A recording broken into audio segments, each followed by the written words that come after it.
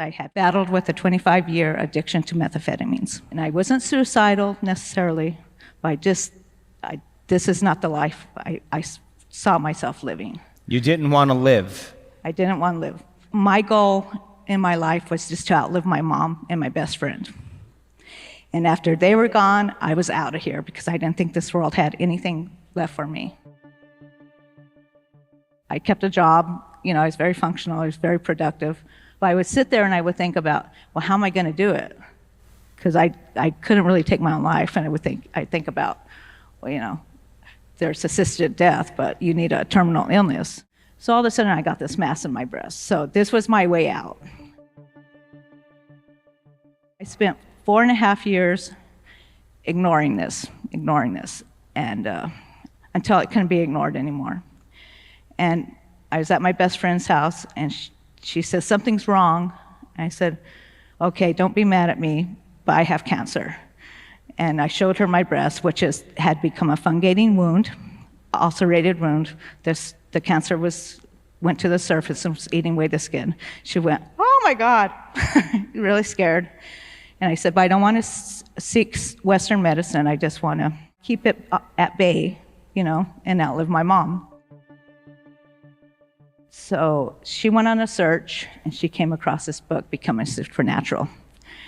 And she kind of put it on the side. She says, ooh, I want to become supernatural. And so I started reading his book, and in 3 chapters in, it just resonated with me. I was like, yes, this is it. I get it. And so I called her, and I said, I'm getting the intensive and progressive course online, and I'm going to do it.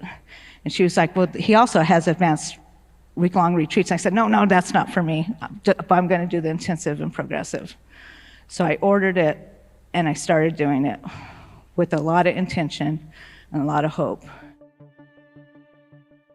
I started doing the intensive, got into the meditations, and I was stuck in my first energy center. And it took me a few times to get through that meditation, but once I was through, I was like, okay, game on, this is it.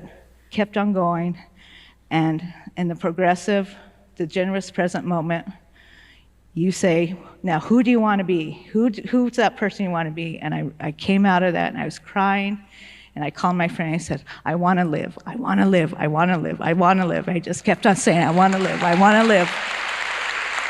So that was, thank you. That was my intention.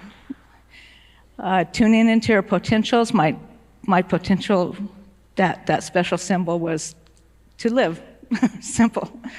The next meditation, pulling your mind out of your body.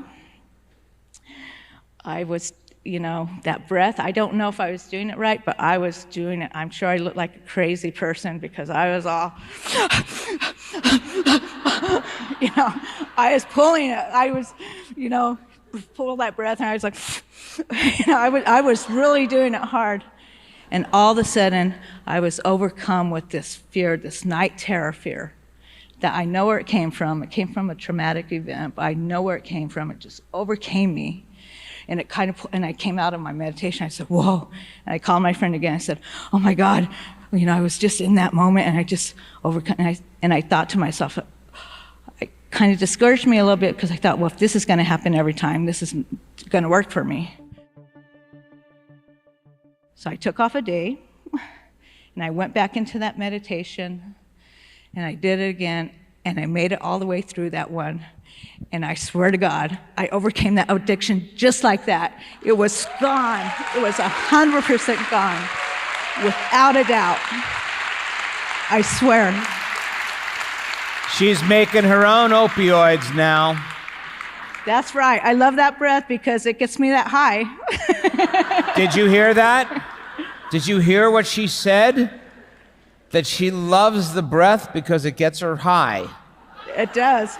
And she knows how to move energy. She didn't say, oh, it's stuck in my first energy center. She was like, I'm going to get it. Yeah. And of course, the memory of that trauma is stored in that center. And when energy starts to move its information back to the brain, of course, the body's releasing the event, it's releasing the past. Of course, you light a match in a dark place, and it comes right up happens a lot of times. But the fact that she understood that something happened and she wanted to see, could I evolve my experience and something else could happen, I'm going to go at it again. Let's see, I'm willing to try it again and see what happens. And of course, one moment the energy strikes her brain and then it's over. It's she knew in that moment that she was no longer ever going to need to take any exogenous substance any longer, and that was the end for her. Just like that. Yes, yes. And so I might say this, is that 3 things resonated with me with your teachings. The first was the emotional. I knew that to get to the root of this addiction was, you can't cure an addiction without getting to the root. I just never knew what the root was. So when you explained our emotional makeup and how that works, I was like, okay, that's it. The second thing, and this is a huge thing for me, it's huge, is that you didn't stigmatize one addiction over another. That was so huge, because if you're at a dinner party and you say, I have an addiction to chocolate, if you go over to that person's house, they might hide the chocolate. But if you say, I have an addiction to methamphetamines, they're going to lock their doors and windows and not let you in. So the fact that there's no stigma with one addiction over the other, it evened out the playing field and it made it possible to achieve.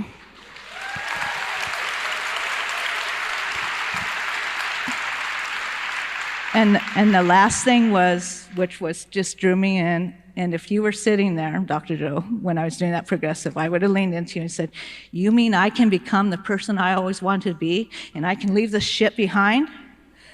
That was huge. That was huge.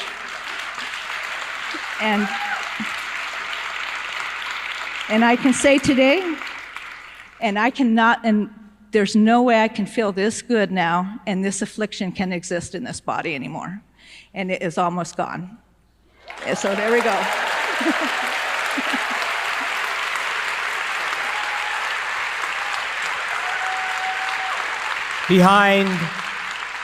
Behind every substance addiction is an emotional addiction.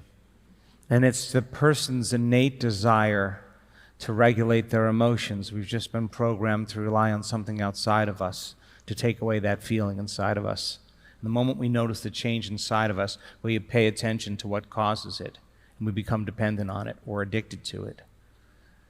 The emotion left the body and went back as energy into the brain. Of course, there would be no addiction. The emotion changed in that moment when she moved that energy. And of course, it wasn't like she had to try to all of a sudden abstain. It was over. It was over. There was no withdrawal. She was just, the body was freed from the past. It just got the upgrade. The living example of truth. Thank you so much.